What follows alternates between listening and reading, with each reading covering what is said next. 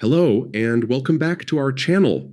Today, I'll show you how to enable Dnssec with Cloudflare to add an extra layer of security to your domain. First, log into your Cloudflare dashboard and select the domain you want to secure.